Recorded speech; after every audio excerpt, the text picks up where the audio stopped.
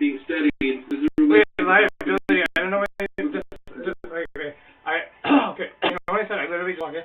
The stuff's over there like milk. I had just put in the fridge. So keep talking, but I'll be over here. Oh, wait a minute.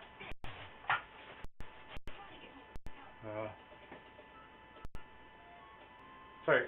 Keep talking, but I'll be over here. Keep talking. Hello. Or not. Keep talking or not. I think I owe $50 now.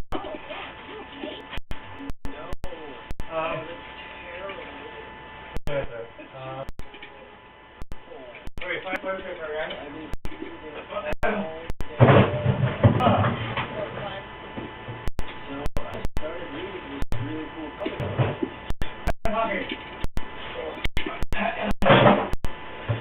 You're not talking.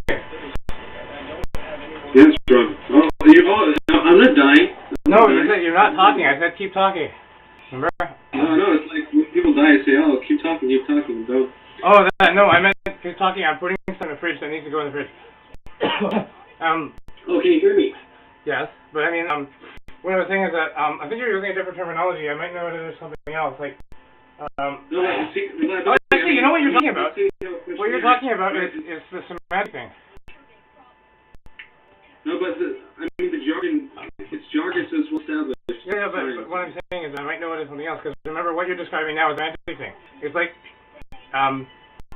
you said two different people observe something as whatever is different between them. That's the semantic cognition thing, remember? Like I see something, I have to hang it up on the wall under, say, that. And you see it, and you don't have the same set of experiences, so you're hanging it up under there. It's kind of the same thing that you're talking about. Okay, right? for example, let's say you have a questionnaire saying, is the squirrel, you know, question is saying, is the child happy? And then different observers, some observers, they might disagree. So you're talking about different ontology. Or inter-observer reliability, because observers, yeah, so if you take that, and that's like a cultural thing in an IQ test, right?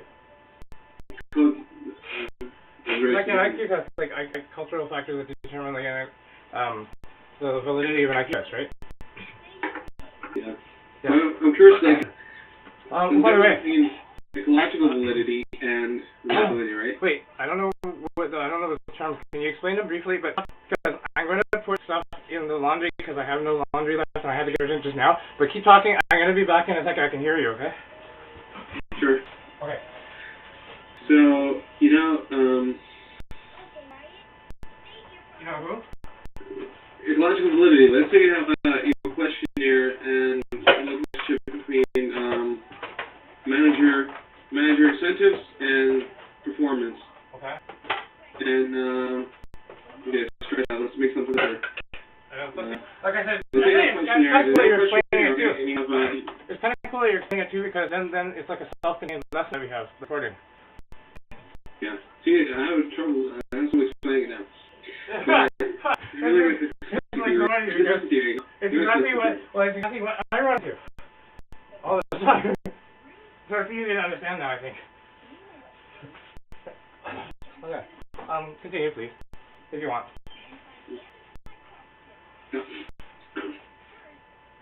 Are you familiar with the expectancy theory? Like I said, that you have to refresh me anyway. No matter what it is, that's kind of the way. Alright, so expectancy theory says managers once upon a time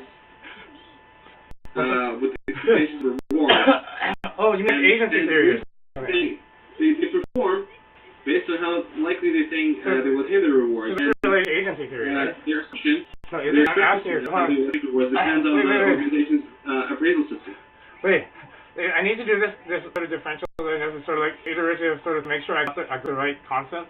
But this is the one related to agency theory, right?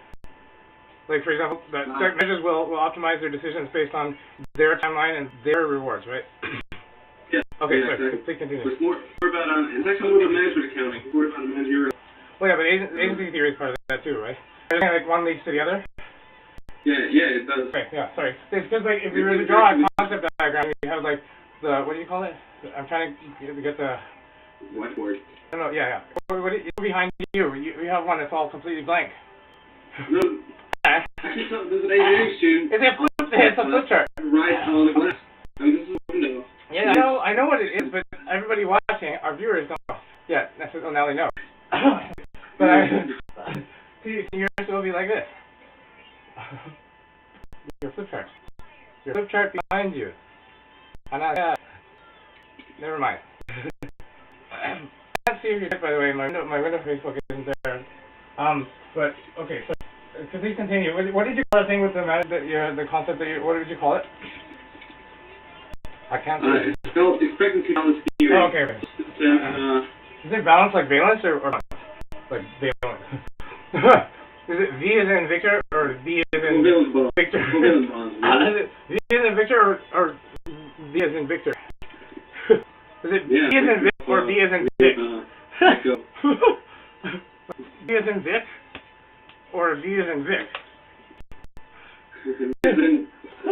V as in Wendy. Okay. It's like P as in pseudo.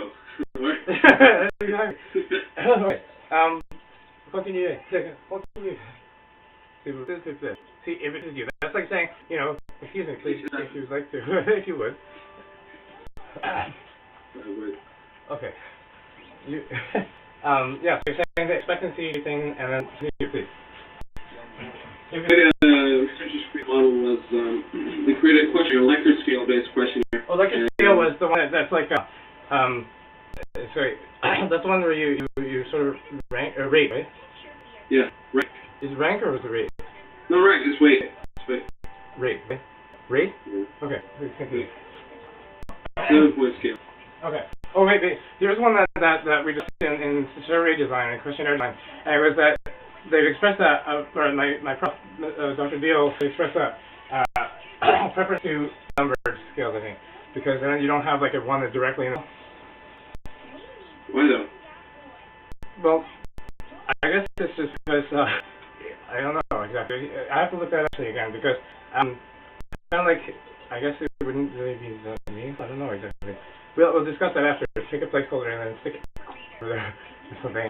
But yeah, we had that discussion. It was in M74 in that modeling or what was it 731, which is that marketing research that he was talking about those scales, and he said that he has a preference for even number scales so that you don't have one that's directly in the center. I guess so that you can actually differentiate, because if one's equal to the other, then maybe it didn't give them as much information. Maybe I'll have to think. I have to put it over here as an item to discuss later. See, it hangs there as it goes in the door.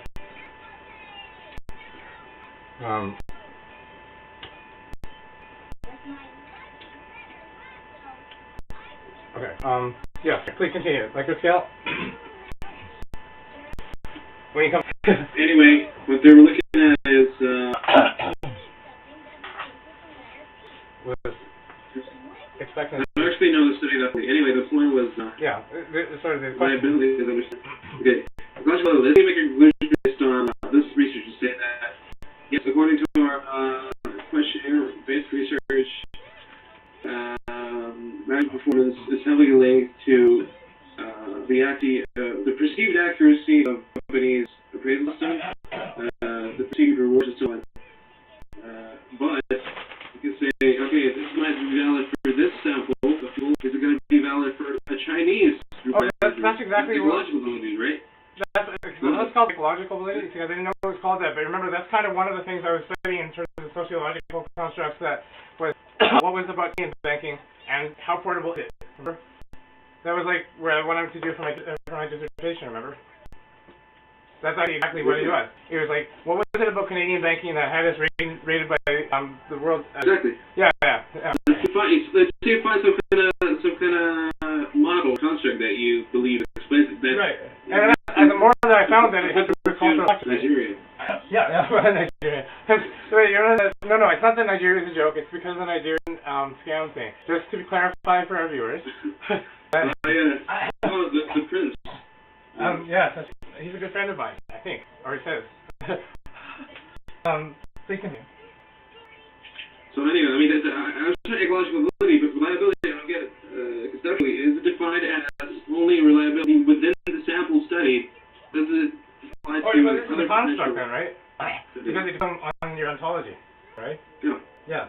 So let's say ecological validity says you can argue this sample of only one type of company, one type of managers. Therefore, we do not know. Well, this depends on how well you design your study then. Okay, that's validity, but reliability. Reliability will argue the same, where they say, oh no, as long as within this sample, as long as the managers answer consistently within the sample, it's reliable. Oh, then you're really the question that you're talking about the difference conceptually between validity and reliability then, right?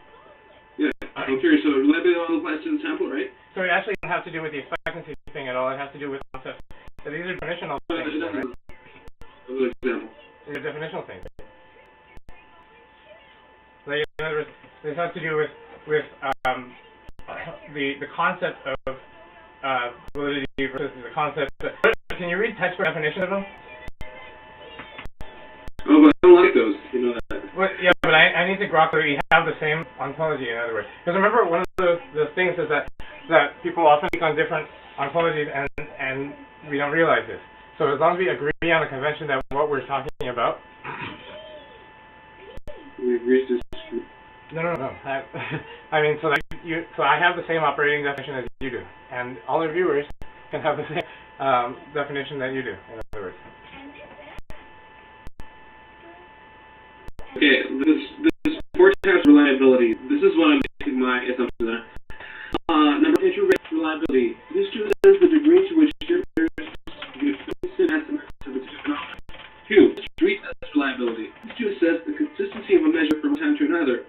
3. Parallel forms reliability. This says the consistency of results of two tests constructed in the same way to the same content domain. 4. Finally, internal consistency reliability. This just says the consistency of results across items within the test. Sorry. Whoops. So Joe, I think Leslie says,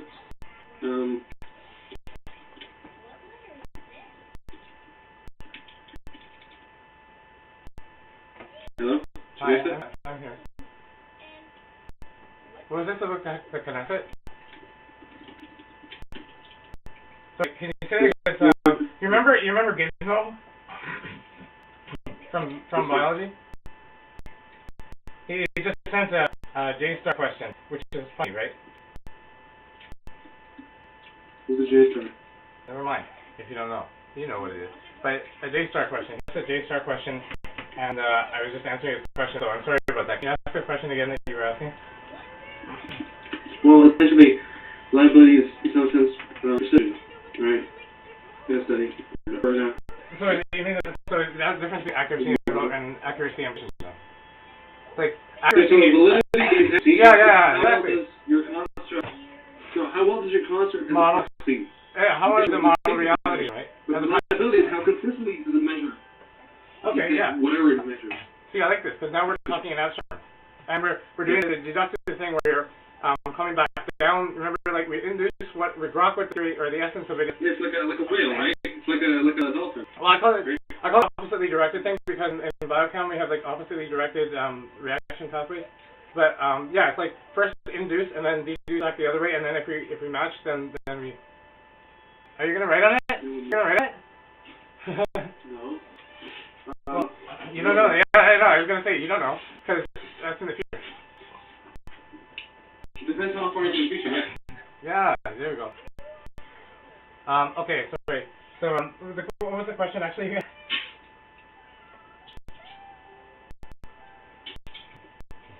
Okay, so can you model that theory that's missing? LEI, Michael Jackson.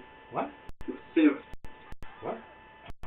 So telecommunications, and this is RI, math forward. Which part are you talking about? Relinquish. Relinquish? There's no relinquish. See the part that says telecommunications, the bubble, and then it has branches. Oh yeah, it's in a bubble, alright.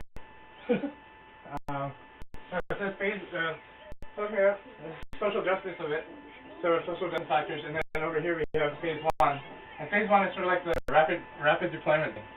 So in other words, using pretty much out of the box open source components, you know, like OpenCloud and Plasm as Plasm is right now. And the elastics or whatever, and then that's A2 billing, and then just here, and then tie them together. Then phase 2 is sort of like a migration to a more homebrew type of thing. homebrew? Yeah. What do you mean by that? You know, like, forking, in other words. But then phase 3 is like all in-house. So it's like, phase 1 is take the components, take the modular components and marry them together. Phase 2 is kind of like fork them so that they're more tightly integrated. And phase 3, a new paradigm shift. Oh, so it's like the difference between the kind of mixed salad, tossed salad thing in Canada versus the melting pot in the United States. Yeah, so we're moving towards a tightly integrated melting pot, but in order to get cash flow going first, because remember what Warren says, right? Buffalo. Warren Buffett, what he says was like, you know, about the cash is king, right? Yeah. So phase 1 is taking modular components and marrying them together. Phase 2 is forking them to make a more tightly integrated system, and phase 3 is more of a paradigm shift to a new, from ground up, designed home in-house, you know. So in other words, we start phase 1. This is to get cash flow going. Then as phase 1 goes, then we begin phase 2, and then while phase 2 is going the long-term sort of in-house element of the new paradigm. You got it? Here, I'm going to show you a model of this. Okay, take this. Phase 1, this is we'll call it pre-. Hey, don't make mistakes. Yeah, I know, right? It's a whiteboard marker, though. Prefab and marrying the pieces together, right? Yeah. So I'm going to go to, so we have right here, the overall, sorry. Yeah, what if Michael's going to show you out? Well, no, because I got to paint over it before I go.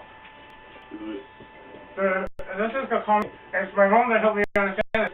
She always has to paint over walls when she rents a new tenant. Okay, phase 1 is the prefab thing, integrating of the prefab component. Then phase 2. So begin phase 2. Here's your Gantt type chart, right? Phase 2 begins, and this is like forking. It's like forking. And then as 2 begins, then we'll begin the phase 3, and they slightly overlap, right?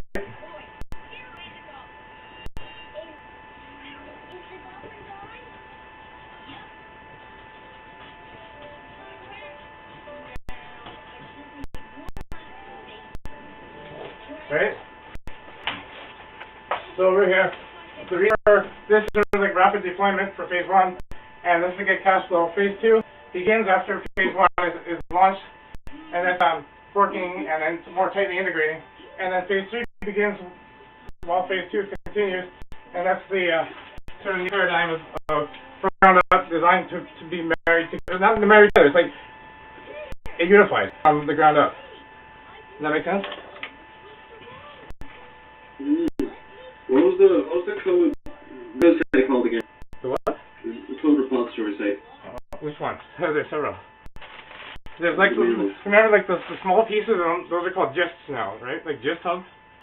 And GitHub is like the modular components, or in other words, whole pieces. Yeah. GitHub is one of them, and there's several of them. We have like Atlassian, but there's like also the Atlassian, whatever. There's several of those, but like whole pieces. And then the gist hub, which is run by the same people, is more like little snippets. Like code snippets, you know what I mean? In terms of coding jar, is that like a module? Like not even that. It could be just like a couple lines of something neat. You know, it's like a function. Not even necessarily. It could be like, well, it's not formally defined as like this is this. Okay. Yeah, the function of web is like something that functions together. It could be a light, it could be a function, but then the gist is more like you get the gist of it. In other words, like there's like a code snippet that's playing with. Right? Right. Okay. So we have the 3 main components right now that you're already familiar with, right? So we first have the homebound, gist, and well, that's the specifics of how we're implementing it to begin with, or at least what we have in mind, or what we have in mind so far. This could be, for example, based on what's it called? Simple WebRTC or anything like. It's just that Jitsi has right now a way to tie in video calling and your IPPBX because of Jagati, which is the SIP connection here. And Plasms use ASMS right now. It's just that there's no billing unification between